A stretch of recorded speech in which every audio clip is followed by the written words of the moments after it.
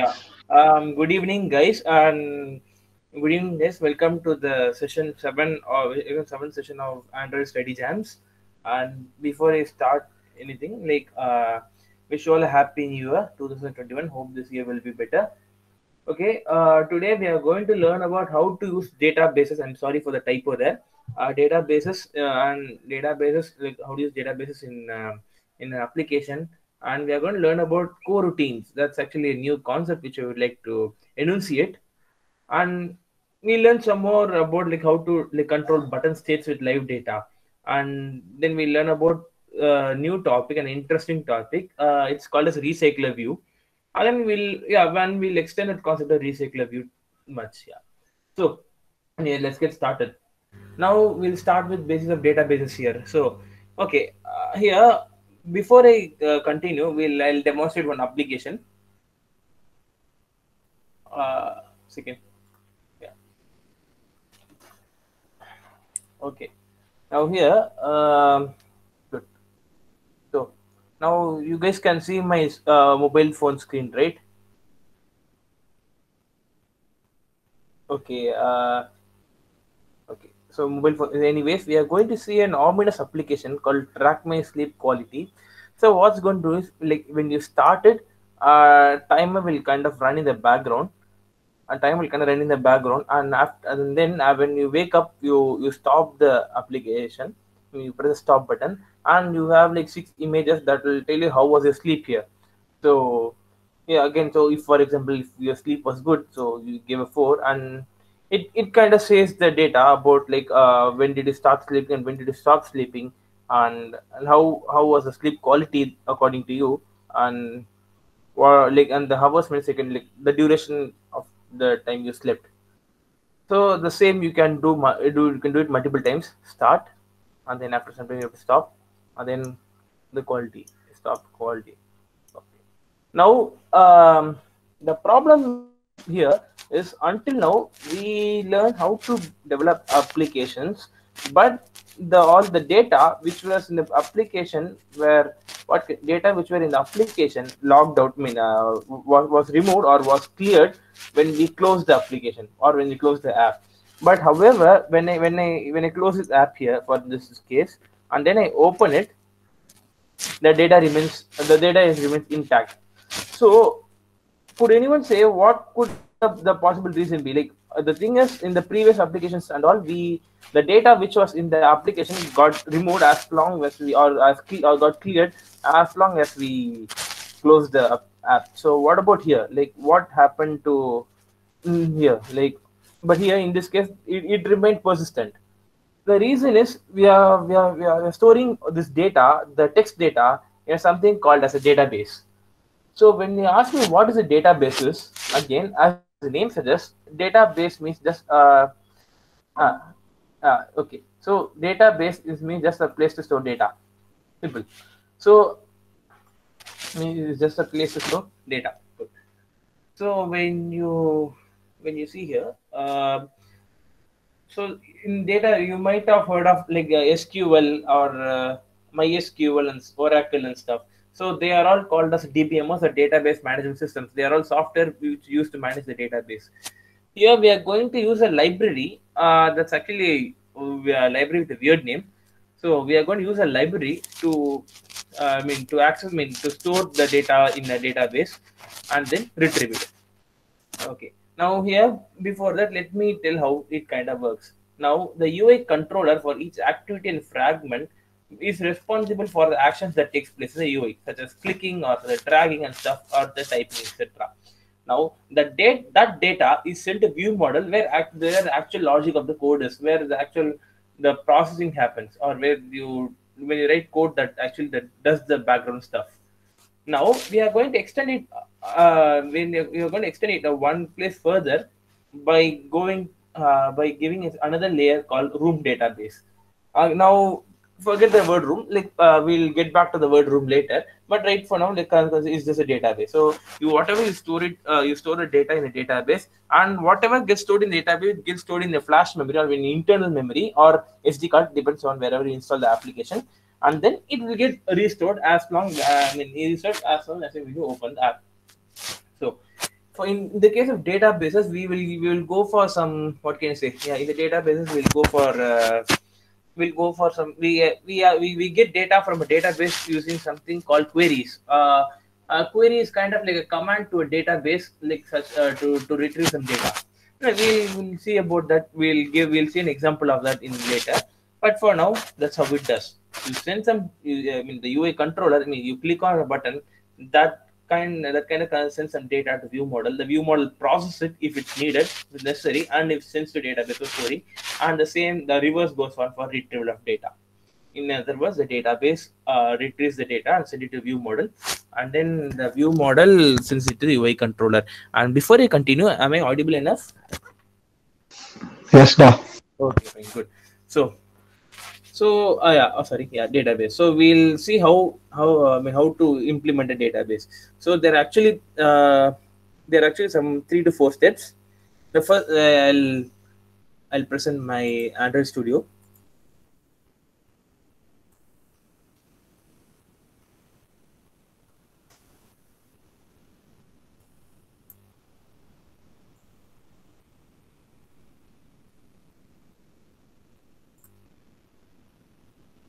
Okay.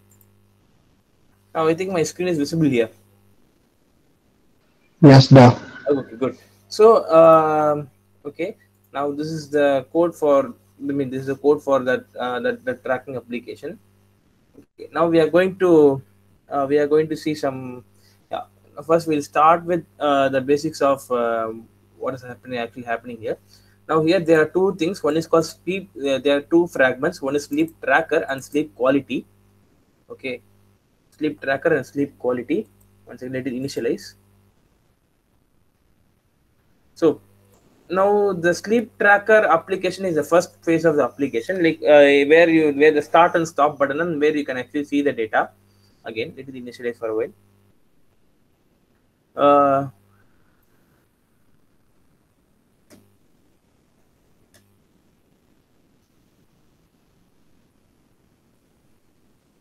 And then the sleep quality fragment is the part where the buttons the smiley face buttons are there, so that like to, what can I say, to record how your sleep was according to you. Okay, now yeah, now it has loaded. So this is the sleep tracker part. Then the sleep tracker part, you have these two buttons and you have this clear button, and then you have a you have the place where you can see you can see how our previous sleep were previously sleep patterns were. I don't know, they have given a kind of a complex app. So anyways, we'll start how to create yeah each for sleep quality we have a view model here. For sleep quality we have view model here, and then we also have this one, what can I say, we have view model factory and a fragment, which we have learned in the previous study chance. Now here, now let's have a database created. First, we have to create a new folder database, and then we can see three files. So in order how to set up a database and use it, first we have to we have to define something called as an entity. If you ask me what is entity, entity is something that must be stored. So for example, in the case of my application, each and every time we bundle, we bundle the start time, end time, the hours I slept, and the hours I slept, and then like my sleep rating. So all these things together form an entity. So that the entity of that part, the name of the entity, which according to the application is sleep night. You can give whatever you want. So this the sleep night entity here. Now here you please understand the sleep night entity is stored in the table. Good. Now what happens is that now first we have to import. First please have auto import enabled, so you won't have any problems here. So you're going to create you can create an entity by creating a data class, but however you have to annotate it by at entity. Now this annotation gets an argument. It requires an argument. The argument is table name as a string. So in other words, in your database, this daily underscore sleep underscore quality underscore table will be the table name for the entity, for the table. So this is so each and every entity is an entry will be an entry in this table. So this daily sleep quality table will be actual table created in the database, and there'll be 4 columns for it. The first column will be first column will be night ID, or which will work as a primary key, and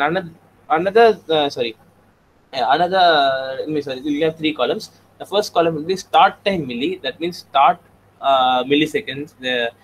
This will be like start time milli, this is like the time when you actually start sleeping, and end time, the time when you actually hit the stop button, and the quality rating, what you actually give.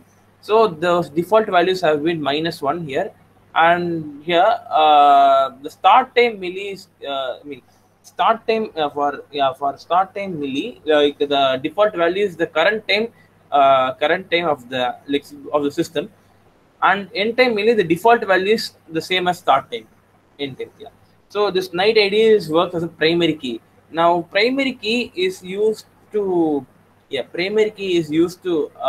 identify a row in a table uniquely.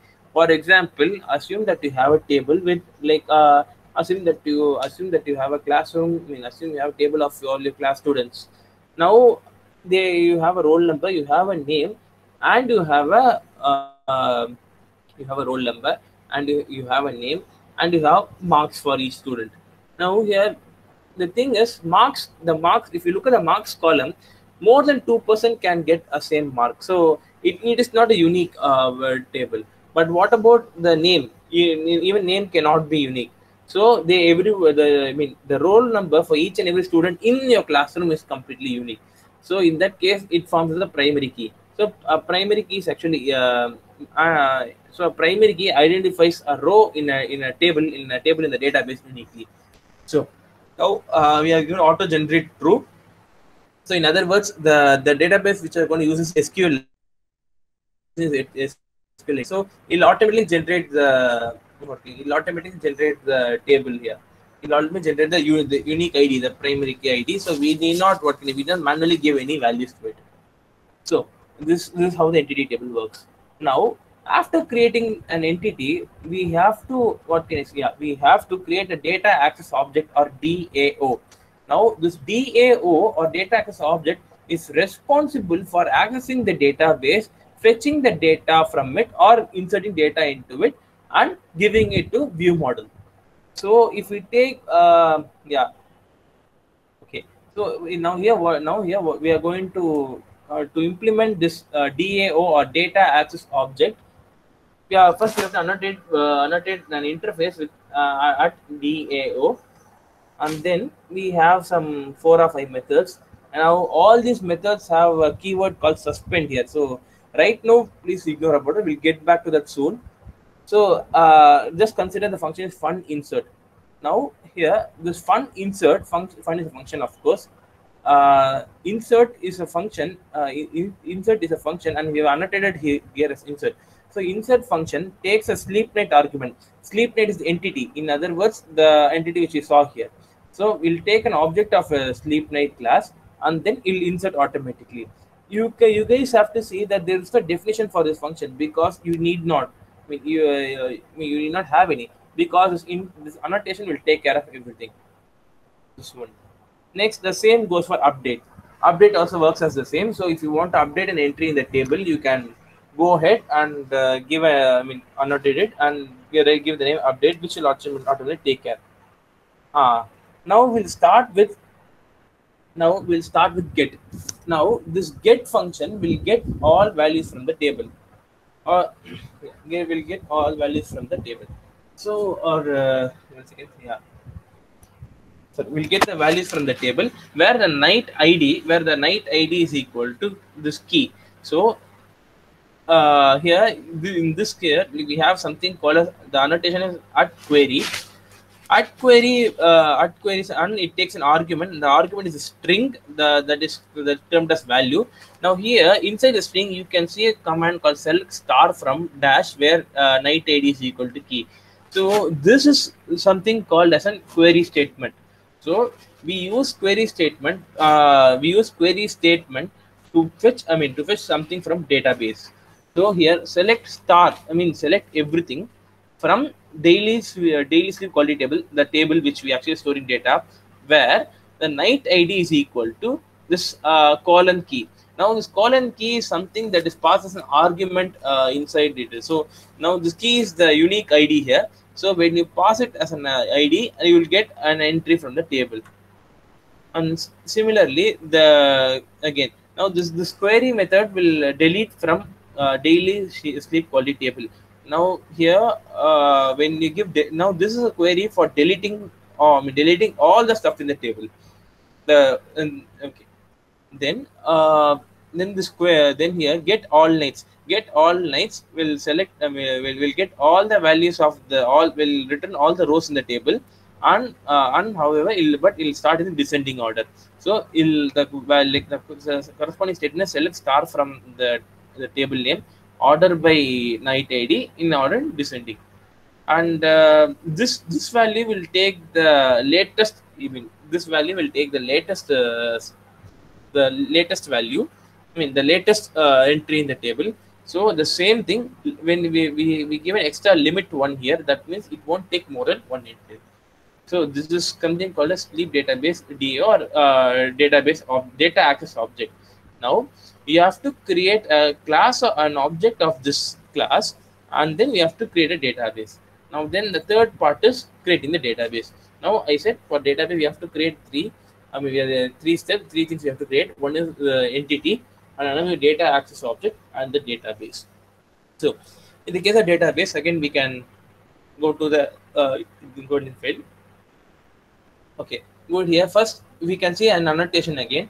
Database entities is sleep night class. The entities like what all entities we are going to store. We are going to store the sleep night class here. So we are going to that's what we mentioned here. Now here we have something called version 1. Version 1, like every time you update the schema. When I say schema, that means when you add a new column. For example, assume that there are currently 3 columns. If you want one more, like for example, which pillow I used to sleep, whether cotton pillow or silk pillow. So that time you add a new column there. So that time the schema version changes, or the version of the database changes. So you have to give the value to that time. Now export schema here is false. Export schema means like export schema means basically you don't want to create any backups of the old schema or the old schedules. Yeah. So now this is the first part. So I'm upstairs. They like here where before I said room database, right? So before I said the word room. So room is kind of like a library for using the room is kind of like a library for accessing and doing the database stuff here. So room database is a class. We are going to in this abstract class sleep database inherits this, and then and then and then there's something called sleep database DAO. Now here we are declaring the abstract data access object here. Here we have to have object here, and then we are creating a companion object. Uh, this companion object is useful if you want to instantiate members without creating objects here. So in other words, if you want to, what can I say? If you want to if you want to call a database, or if you want to call a method, we can call like the sleep database. The database name dot get instance construct to initiate new sleep database. In other words, you don't need an object to call the database. We can just call sleep database dot get instance. We can call the class name dot object name. So now here we have this one more annotation here. Private var instance sleep database is equal to null. Okay. Here again we are creating a new variable called instance. Now this instance I have given annotation called volatile. So this volatile means the volatile means simple. Whatever value is held here, that it will not be cached. In other words, it will be read from main memory. So so in other words, if there are multiple programs or multiple threads accessing this this variable, that means everything will be accessed from main memory. And if one application changes this value, all the other processes can also note it. So now we are creating we are creating an instance. We are creating a variable name instance. We are setting it to null, and then we are going to get the instance of the sleep database here. So here now this get instance function, you are passing context as an argument. and then we are calling the sleep date. I mean, and then we are calling the sleep data. I mean, and then we are returning a sleep database object here. So here, you guys can see there's a keyword called synchronize. Now, there's this concept of threading. In a threading means simple, dividing a program into multiple parts and executing it kind of in interleaving manner, or I won't say simultaneously per se, but it can almost simultaneously. In that case, only one thread can access all these pieces of code at one time. So in other words, no two, I mean, no more, I mean, no more than one thread can access these codes at a time. So that's what synchronized block does. Block does. So here, what we are going to do is here there's a smart. I mean, here we are going to ask like yeah, here they are going to assign the value of this instance to the small. I mean, another variable like the same instance in small letters. Now we are going to check whether the instance is null, like, or in other words, if any database instance has not been created. If it is not been created, then a new database instance will be created here, like room.database builder, passing the passing the context, and then the class, and then the sleep history.database. So, and then we have one more thing. There's one more method which we're actually calling here dot fallback to destructive migration. Now, destructive migration is actually okay. Now, when actually suddenly changing a schema, now this method will kind of decide you what to do. What can you say? This method will kind of ask you to do what. I mean, we kind of decide what to do in the when you change the schema. So in this case, since we are not going to change the schema, we are said like build the database from scratch. That means all the data will be lost. We can decide other method, but that is not of the scope of this lesson. So we'll continue, and then we'll call a build method. Now here we are declaring we are assigning the global variable instance data member instance to small variable here. So again, now we are going to return the instance here. So that's it. So then we are now, as you said before, now this database part is ready. Now we have to supply it to the view model. So what we are going to do we are going to the sleep tracker view model here. Yeah, we are going to sleep tracker view model here. In the sleep tracker view model, first we are going to create it. Now this takes a database object, data access object as a argument, and then it kind of and it takes the application context here, and it kind of inherits the Android view model. I mean, it kind of inherits the Android view model here. So so now here now these I'll come to the other code later. Okay, so when we actually now here we are going to start we are going to, what can I say, we are going to start this tracking. So first, when we click the start button, we are going to execute this method on start tracking. So what we are going to do, we are going to create a new sleep night object. So sleep night object will start the start time as will set the start time as the current system time, and then it will call insert method, will insert and pass this argument. The insert method will go here, and then it'll call database.insert night. So it'll insert the sleep night object which we created will be inserted in the database. And when you stop when you once again yeah when you stop tracking, then you give a button called on stop tracking. Now here is on stop tracking, and in on stop tracking, which we do is when you click old night again, please ignore this view model scope.launch. We'll get back to it soon. So again, when you click the stop button, you will return the current millisecond at that time when you click the stop button, and then the old night, I mean the value, the entry will be updated here. So here there will be update bracket old night. This is a method called here. So when you can see here, it'll update the database here. So yeah, so that's how it's done here. And when you click on clear, so the clear method will be called again. The clear method will call database.clear. So the clear method will call. Let me see. The clear method will call database.clear. In other way, it clear all the stuff, and yeah, it's done. So this how you modify the view model here, and then you have to check the view model factory. So sorry, fragment here. So Now the view model, the database ready, the view model is ready. Now we have to check the factory.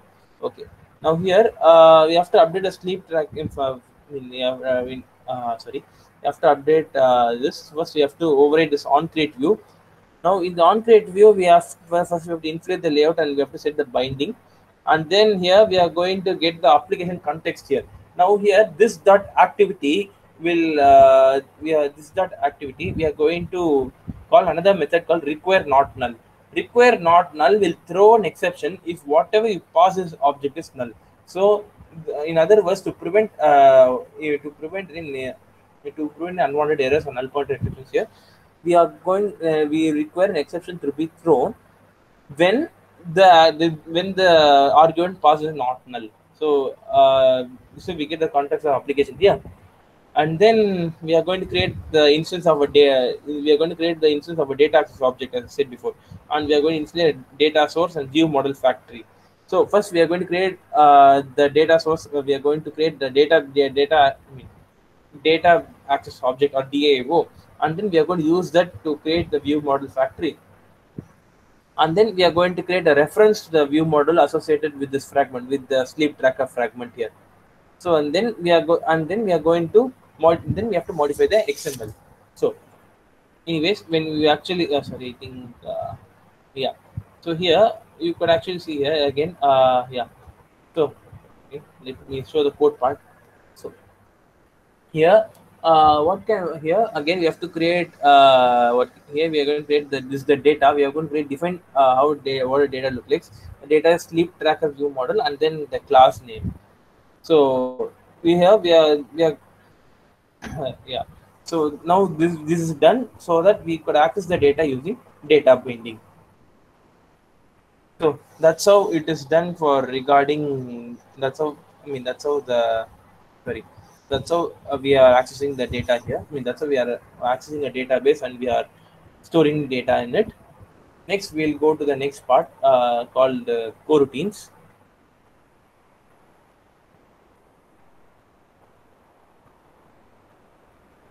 Okay. Yeah. So next, we'll go for something called as coroutines. Now, coroutines are something they are the heart of handling async stuff. When I say async, that I means once again here. When I say async, I mean asynchronous. Okay. Now, before I explain what is async stuff here, when I say before I start what is async here, I'll explain before I start what is coroutines here. I'll start what you mean by async here. Okay. Now, async async is the heart of handling. Async is kind of a weird thing. Okay. Now, consider this analogy. Yeah. Assume that your mother is preparing biryani and raita for you. Now, unfortunately, for preparing raita, curd isn't available in home, so she asked you to buy from a neighboring store. Now assume that the neighboring store is kind of a bit far away. Am I audible? Hello. Hello. Okay. Yes, audible. Continue. If there is a problem, I'll inform you. Okay, sure. So assume that you have to go to a neighboring store here. Assume that neighboring store is kind of like 500 meters away. The problem is, so you'll take a while amount of time to go and buy curd and come. Now there's a small question, or your mom won't wait until you buy curd and come back. She will make the biryani, okay, but she can do the raita only when you return with the only when you buy the curd, or when you buy the curd and come home. So in other words, like making biryani and making raita can be divided as two separate parts of the same process, that is making lunch.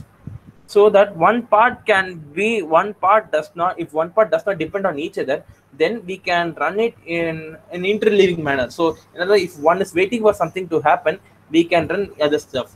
And once if you buy curd, then the raita preparation will start. So that is something called asynchronous programming in most of the programming languages. So async means like waiting for something until it's getting ready and doing other stuff. So what is now here? Now we achieve async by we achieve asynchronous programming by using something called as callback. Now, when we ask what is callback, callback is simple. It's just a function. The function will execute when something gets ready or something happens. So that is callback. Now, the core routines is something which will allow you to convert this callback based code to sequential code. Now you might have heard, I mean, you guys might have been familiar with sequential code. Sequential code will allow you to work in sequential code are stuff which you actually execute in a normal basis. They execute line by line by line. The callback based code is not line by line. It's kind of asynchronous. That means it's execution independent of independent of any other statements in the program.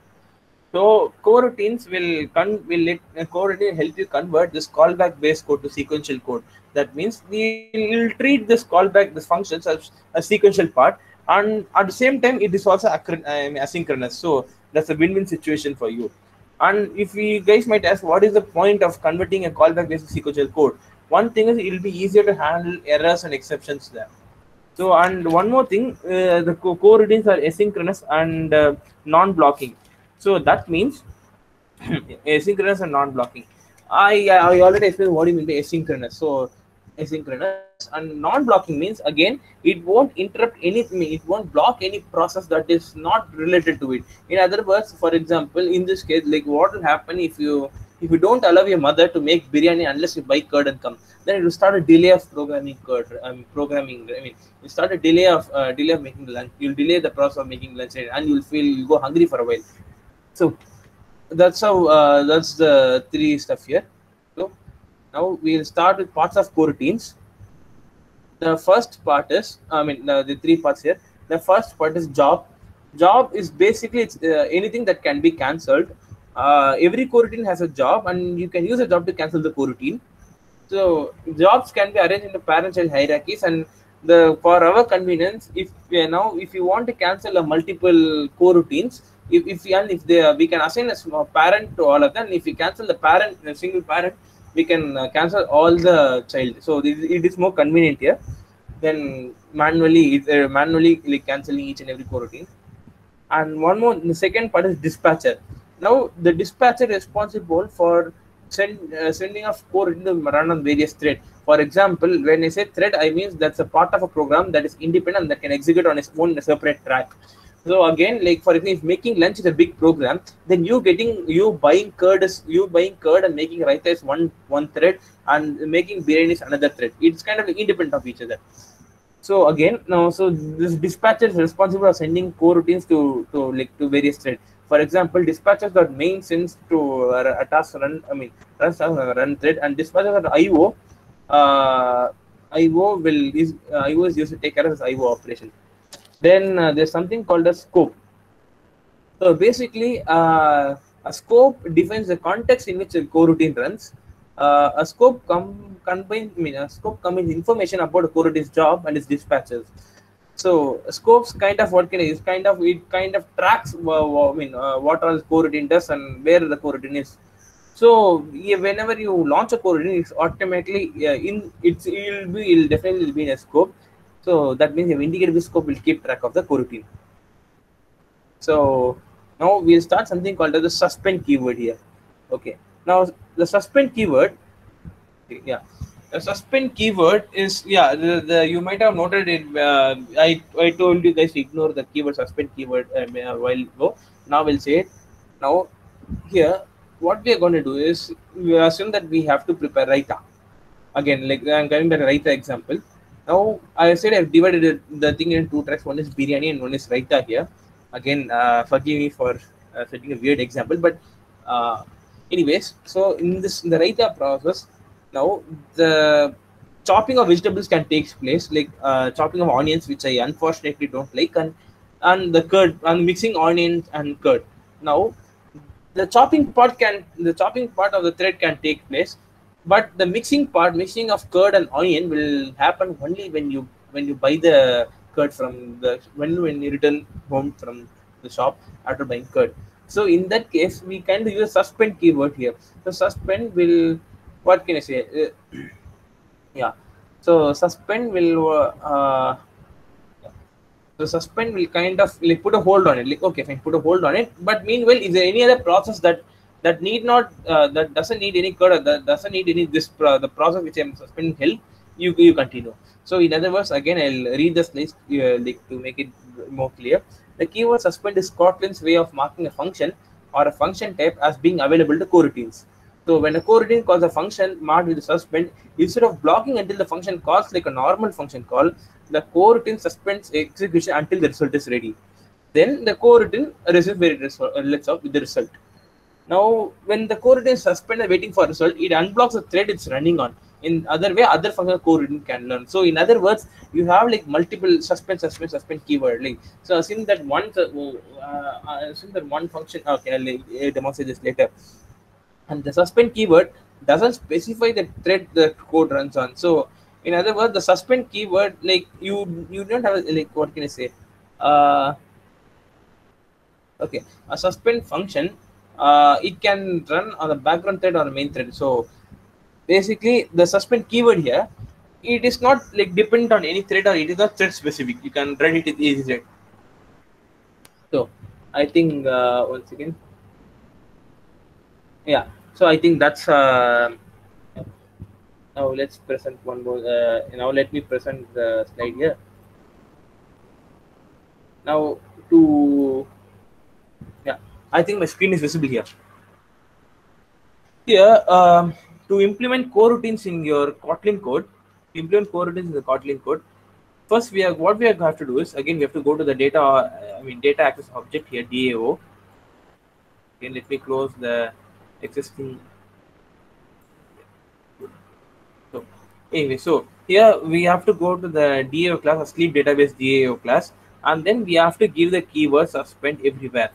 Here, and yeah, in all these places where the here like here we have limited the suspend keyword to database operations here, because those are only those stuff requires the asynchronous part. Now then we have to include dependency. You have to include dependency. So go for Gradle scripts, and here again there's a familiar once again. Sorry, yeah. Okay, so there's Gradle here. Again, this thing called build.gradle. Yeah. Here in the once again, no, sorry, this is the part. Yeah. So in the build.gradle, so in for coroutines, yeah, for this coroutines, there are two dependencies which have implemented here. So org.jetbrains.kotlinx, Kotlin score, and now we have to include two dependencies here. Okay, and then what we are going to do is we have to go to the sleep track view model once again. Please, unfortunately, I think the application is hanging here. Not sure why. Okay, good. So we have to go to sleep track view model. We open the sleep track view model file. Here, first we are going to create a new variable, like variable tonight, and we are going to it's a mutable live data. So, and the thing is, we are going to make it mutable, like of sleep type, sleep night type, because we could change it. And then here there's this, and then go to the init part. Init part, we are going to create a constructor block or initializer block, and we are going to call them initialize tonight. Now, in the initialize tonight, you guys can see this view model scope dot launch. Now, view model scope dot launch is responsible for launching the coroutine. So inside that, we are going to create a tonight value, get tonight from database. So now this is responsible for getting the value from the database. Yeah, and then yeah, when you click the start button, here again we are going to do the same here. So again we are going to do the same, like we discuss the same here. Again we are including everything is view model launch. View model scope dot launch. It does the same thing. It creates a new night, and which captures the current time, and it'll insert it into the database. Yeah. So again the same on stop tracking too. Like again when you click the stop button, again we the only thing which you need to note here, like last time we need not include the view model scope dot launch. But in this case, you have to give it. You have to write. I mean, you have to include all the statements in the block. View model scope, not long. So, once again, so on click, and then now then we have to include this. Once again, so and then we have to go to the XML file, like to link the click listeners. So here, yeah, good. So here now what now after once again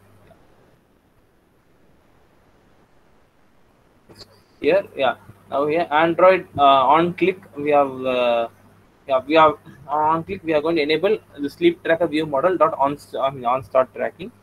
And then in the text view, the reference we have directly given to the sleep tracker view model or nice string. So you need a hardcode the text here, like it's already you can get it from the view model. So and then the same process must be done even for the stop here. So again for stop we have to call the method on stop tracking. So this is how you actually do it. And then finally for clear, you have to repeat the same for clear. So that's how you guys must actually do it for this one. Next, we are going to see how to do the live data. Next we are going to see how to add live data and how to add a snack bar for. Next, we are going to how to add snack bar. Okay. Next, we are going to check how to add live data and snack bar for this application here. So when you open this once again, okay, good. Now what I'm going to do is first we are going to check the navigation part. Now here you guys could see the fragments here. So initially there will be the sleep tracker fragment. Now when you click stop, you will get an what can I say, you will get navigated to sleep quality fragment. And when you return, you will again you will come back to sleep tracker fragment.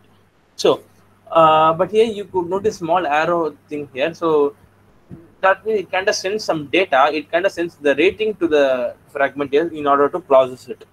So now we'll go to sleep tracker view model to check and to take care of the data. Okay.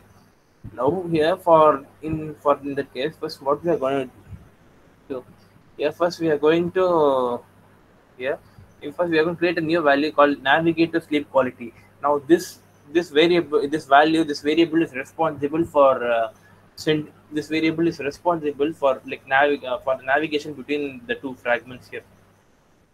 And then this now this the sorry yeah now here, now if the value is not null, if this navigate of sleep quality value is not null, then you immediately you navigate to that fragment from sleep tracker fragment to the sleep quality. The sleep quality means the one with the smiley faces there, sleep quality fragment.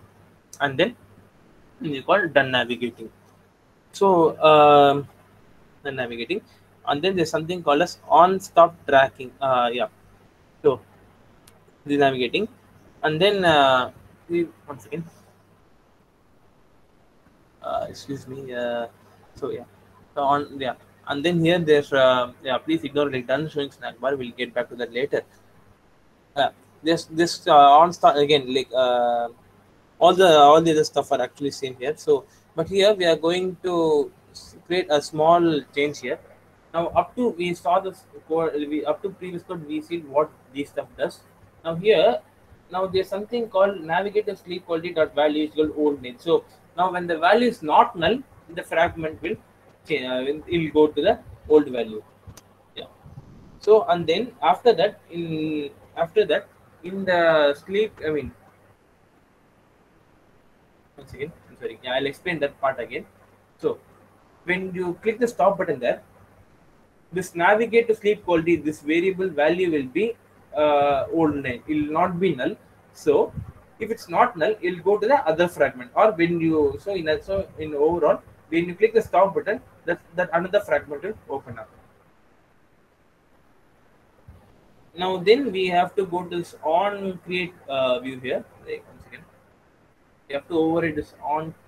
we have to create this on. We have to override this on create method. Yeah, we have to go to sleep tracker fragment. Sorry, we have to sleep tracker fragment, and in this fragment we have to override on create view, and in the on create view we are going to one second. Yeah, we are going to clear we are going to give an observer. We are going to set an observer for the sleep tracker view model here.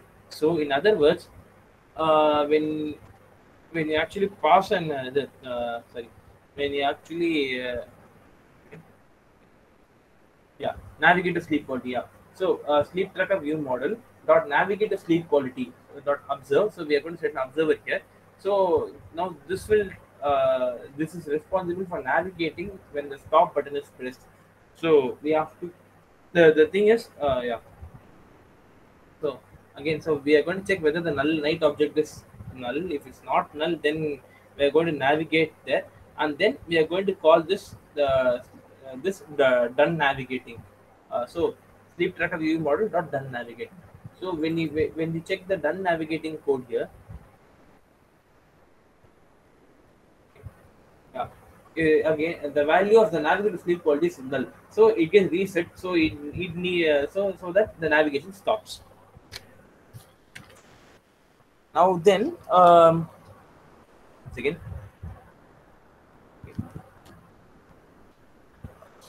yeah.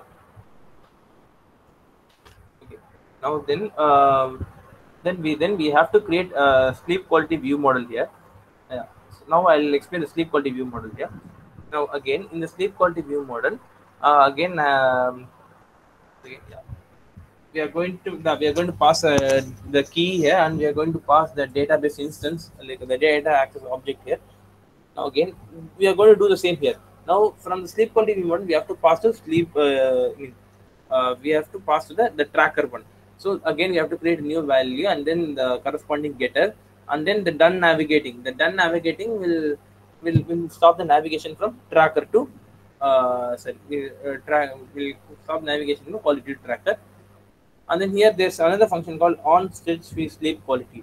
So yeah, so when you click the sleep button, when you click this when you press the on state sleep quality, I'll show you the thing. So when you press the happy face you get a 5, when you get a sad face you get a 0, right? So that part, when you click any one of those images, this method gets called. And in this method, like you kind of, what can I say, you return this the sleep quality here, and then you set it, and then you update the database here, and then you give this navigator sleep tracker value to true, so that the value means so that the tracker fragment gets loaded. Now we are going to set one more now there's also one more thing. Now we want the button to enable or disable as long as we want here. So like for example, when you want the start button to get enabled, when you want the when the machine is running, then the start button must not be enabled. So like for doing that, we have to go to the again we have to go to the layout file here, fragment sleep tracker. Now here for the three of the buttons, we can see an Android enable. So Android enable can be boolean value, either true or false. But here we are going to set it to a variable so that we could modify later.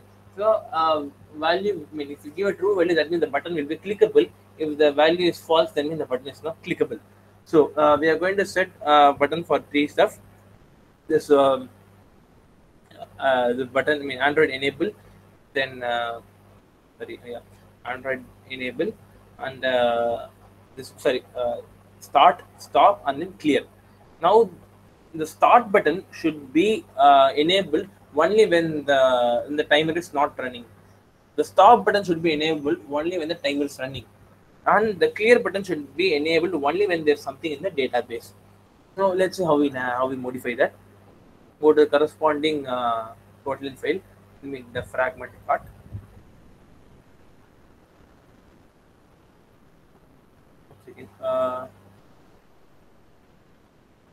I'm sorry. Yeah, sorry. You have to create. So there are. Yeah. So see here, there will be a value start, but this is a callback here. This is a method here.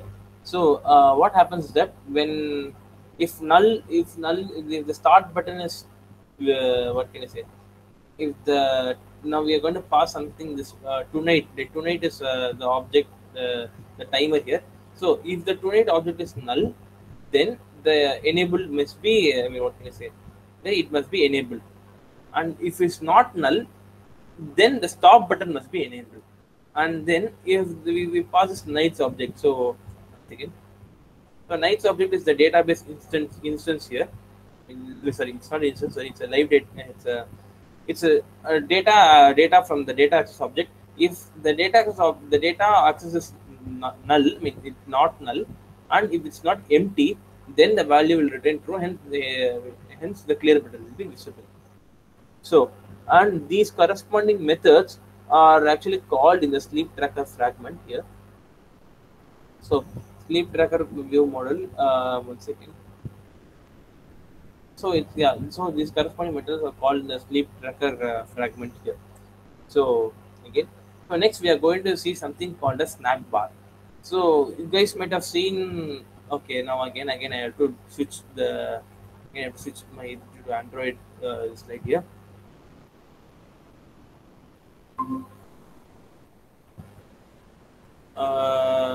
Once again.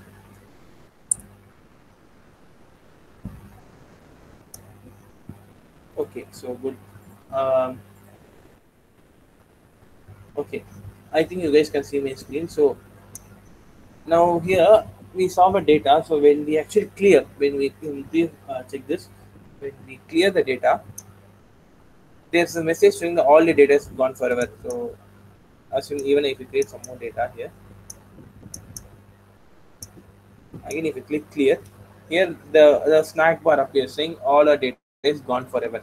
So basically that's how it's I mean all our data is gone forever. So the message that appears in the bottom is called as a snack bar. Yeah, I get it. It's kind of like a weird name, but it's kind of like cool one too. So I don't know. I don't know what's with Android. Like they are giving names like Timber, Room, and Snack Bar, Toast, and etc. But it's kind of cool, right? Yeah. So once again, so that's how we now we are going to implement a snack bar here. Now the snack bar is actually a part of a UI here, like the part what you see. So you have to modify the fragment here. So now we have something called one second, yeah. Okay, so first we have to go to the view model, but however, like the data is in view model class, so we have to go to the view model class here. Okay. So now there's this variable called now this variable called, once again, let me search it. Show snack bar event, yeah. So we have a value called show snack bar event. So that's a mutable data. It's a boolean one. So mutable data, and then we have a corresponding getter. So now if the value is true, then a snack bar must be shown. So a snack bar must be shown. So again, like for this, we are going to set an observer.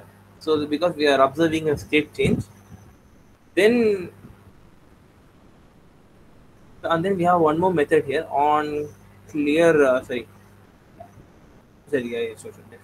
sorry, I got confused. But anyway, we'll go to now. Here we are going to sleep tracker fragment, and then we are going to sleep tracker view model dot show snack bar event. That's the variable dot observe. We are observing that variable here. Now, if the variable value is true, then you create this class snack bar dot make, and you create an activity saying the content, and then the string all your data is gone forever, the string value or the message which you want to display, and the length like snack bar dot length dot short means the message will come for a small time. If it's length dot long, it will be a longer time. So and then you have to give dot show. So and then after done, then this done showing snack bar is called. So again, I'll show that. So the done showing snack bar is another method where it said that the snow snack bar event value is false. So that's all. So again, So now this entire thing will be called when it's this entire thing will be called when the on clear method is called. So yeah, on clear method, the value will be set to true, so that the observer will respond to the value change. So that wraps up the core routines, the database, the core routines, and the live data and the snack bar part. Now next we are going to go to an interesting topic. Now before I start this interesting topic, I recommend you guys to, what can I say? Okay. So before I start this interesting topic, I kind of now here this topic has less of teaching for us and more of coding for you. We are here to do the theoretical concepts here. Now the coding part will explain the important aspects of code, but we highly encourage you to check out the code labs and try the code for yourselves, because this thing requires a bit of practice with the code to achieve. Okay. Now we are going to something called as recycler view. Okay. Now you guys might wonder why I'm giving a big hype for it, but anyways, here we go. Now this is an intro for the recycler views here. Okay. Here you can see our you can see basic contacts application here. Now each contacts application has each contact has has an image or as a display picture and a name. Now this together can be considered as a view, if I'm not wrong. So one second. So the each view considers the contact image and the contact name. Now each and every each view, and when you start the application, you have to load all the when you open this contacts application, you scroll to the contacts, then this all the views must be loaded in the main memory. Now here the one view, now assume that one view, the size of one view is approximately 4 KB. Then if you have 1,000 contacts, or then the memory it occupies, the RAM it occupies is 4 MB. Now this 4 MB will the 4 MB will not look like that much, but to be honest, only like if you can count this, only 10 contacts are shown on the screen at time. That means only 40 KB of data is on the screen at time. So we need not load the other. I mean, out of 4 MB, we just need to load only 40 KB of data. The other views need not be loaded unless you scroll. So in other words, at a time the contact can occupy, it's efficient enough to occupy only 40 KB of memory, but occupy 4 MB of memory. So when you think of the memory saving to code this, when you think of memory saving, it's pretty huge. So to quote to quote the character Janice from the sitcom Friends, oh my God. Now that's why we have recycler view here. Now recycler view is actually flexible and is actually very memory efficient. And not only that, you can run a lot. I mean, it's suitable for all the different kind of view. Like if you want the items you one at a time, or multiple stuff at a time, or what can you say, multiple stuff at a time, or this one, multiple stuff at a time, or or in a different complex way. So I tell you how it works. Simple. Assume that your screen supports 4 views, or assume your screen supports only 2 views per screen. Now you will have like two views which are stored in the memory, which won't be shown in the screen. We call this it's kind of like a pile of views there. So what we are going to do, assume that assume now when you scroll this image, when you scroll a view here, when the other view comes here, the data is taken, and then an empty view is an empty. Okay, sorry, I'll explain it again. When you scroll upwards, first you get another view will come into the screen. For that, you take some file of views here, you give it some data. You load it with data and you send it to the screen. At the same time, this old view is no longer required. So what you do is you remove the view and you place it in the pile of views. You can assume this is a kind of a tea stall where the tea glasses are reused and reused every time. Where there are multiple tea glasses and they are reusable. So assume that when I actually drink, when I drink from, when I actually need some tea, I take a tea glass, fill some tea, and drink it. Meanwhile, some guy has completed drinking this tea and he's washed and he's kept in the file ready to use by something else. So this is how the recycler view works. So now, when it comes to parts of recycler view, the the recycler view is useful for creating lists. Yeah, I have to emphasize this. The recycler view is is useful for creating large lists from here to the. Okay, for to create a large list here and there, like create a large list and grids and stuff. It is extremely efficient in working with large amounts of data. Okay, now the parts of recycler view is, one is data to display, and another one data display. That means, like here, for example, the data is the image and the caption here, and then the recycler view instance defined in layout field to act as container for the view. In other words, in the XML, we, instead of giving linear layout or etc., we give something called a recycler view to show that, and then we have to give a layout for one item of data. In other words, if you want to populate this entire thing with a lot of data, we have to mention to the application how does one piece of data looks like in the list. So for example, in this list of places to go, now there's a big image and there's a small text to the left. So if you specify the layout of this one specific thing, the same layout can be used for all the data in all the views. Then there's something called as a layout manager. Now the layout manager is responsible for the UI components. The layout manager is responsible for how things are placed in the recycler view. If I could go back, the layout manager decides whether there is one stuff at a time or multiple stuff at a time. Then there's something called view holder. Now, yeah, the view holder is now the view holder and the adapter class. Now, I'll explain in a similar way. I mean, actually, in easier way. Now, adapter, you might have heard of the word adapter, right? So, adapter is something which allows two dissimilar stuff to talk to each other. For example, you might have heard of the SIM card adapter, so, or you might have heard of memory card adapter. So, basically, adapter allows two things which are not similar to talk to each other. So, similarly, the adapter is responsible for getting the data from the memory, or in this case database. They're getting the data and then giving to the view holder. Now the view holder is responsible for getting the data and then drawing the user interface and drawing the views and giving to the layout manager. The layout managers and the recycler view are responsible for the displaying the data. So that's how basically a recycler works. See here, so again we have an item. Now what happens is that the adapter adapter is sent to the adapter. The adapter gives the view holder, so that the view holder and the views are created and they're displayed on the screen. That's how a recycler view works. Now here we'll explain some basic concepts of we'll explain some basic concepts of we'll explain some basic application of this adapter part and all. Once again, let me open the project here.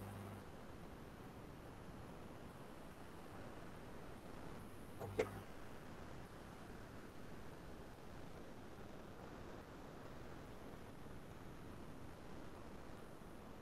Good. So once again, let me present my screen.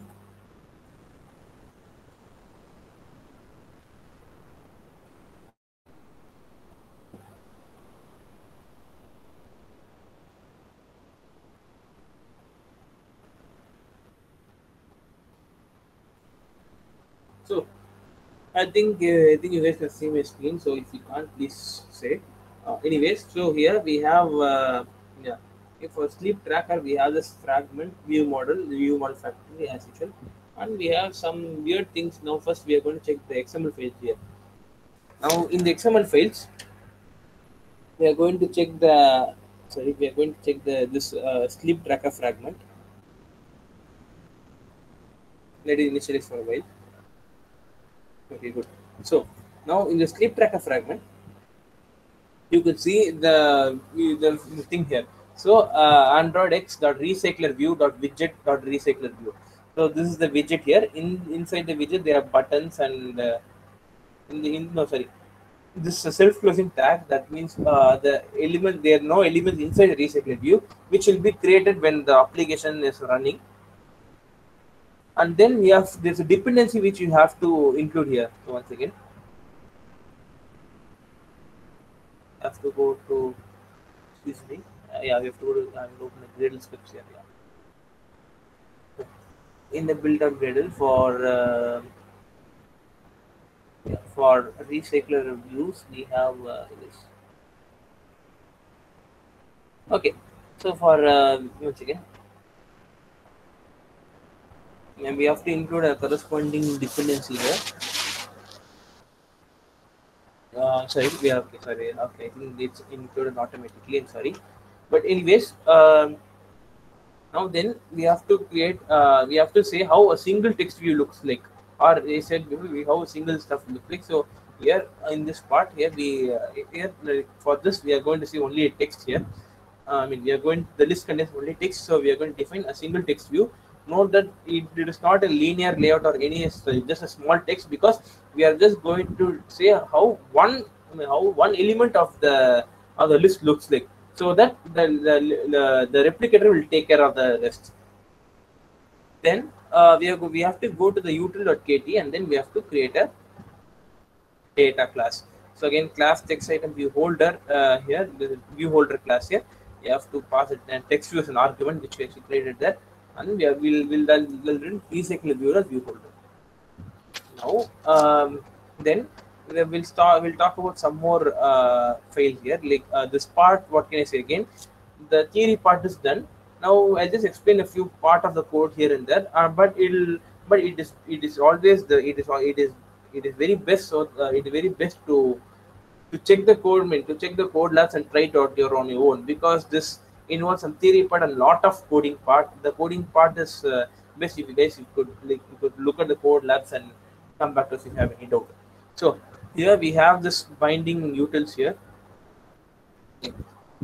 Now, yeah. Now these are all once again. Wait. Okay. Now here we have a sleep tracker adapter here. Now this now here adapter there are multiple methods which are like there are multiple methods. I'll say the most important one is something called as on create view holder. So now on create view holder will deals when you inflate an item. Okay, it deals with the inflation of items here. So when I say inflate, I mean draw them on the screen. So it creates a view and then it will return it to the onBind view holder method here. The onBind view holder will take the view and will take a position, and then will populate that. Will populate, for example, assume that there are four items in the I mean four views that can be seen on the screen. It will take a position and then will populate the data in a particular view on the screen. And then we have this get item count. One second. Okay, search for it. Okay. Get item count. Okay, sorry. Okay. Now, so there's method called get item count here. So let me, sorry. So here, yes. So this is get item view type method here. Now this method will give the will basically return the will check, will get the item of the position here. We'll get the item and then if the item is a data header, it will return the integer corresponding to the variable value header and original item. And this is the text view holder here. It will return this recycler view. Again, this is a companion object. Yeah, again, here you guys have to notice here this is layout inflator object, which will take the context, which is the context of the parent. In this case, the parent of this is the parent of the class is the recycler view one.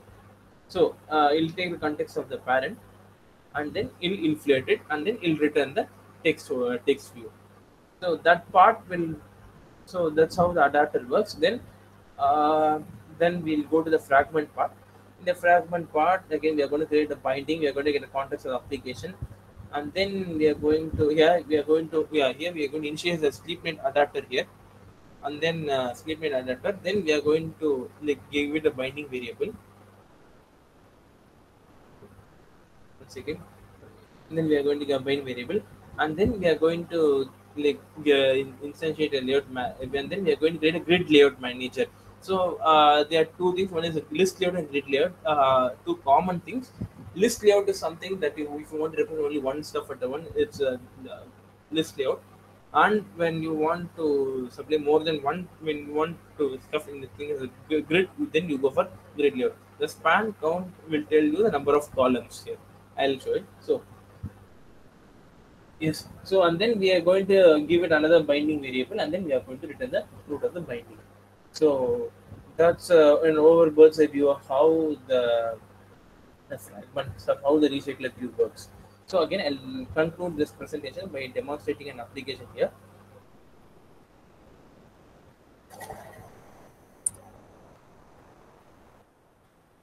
Once again,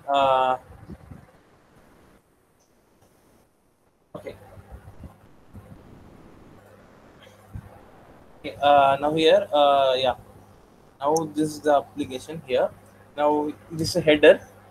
Now if I click start, now that means the sleeping Android logo suggests that the timer is running, and when I click stop, this thing comes and my quality is as in like give 4.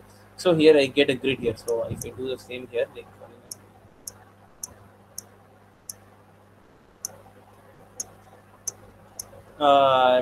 okay. Fine. So you guys, if you guys could see, the items are filled in grid-like fashion with 3 columns per each row. So this is basically how the recycler view works. Yeah. So and this is header for it, and if you can click it, you could see like how the time and the stuff. It'll get navigated to another fragment here. So so guys, so that's all. I think that concludes the presentation. So begin.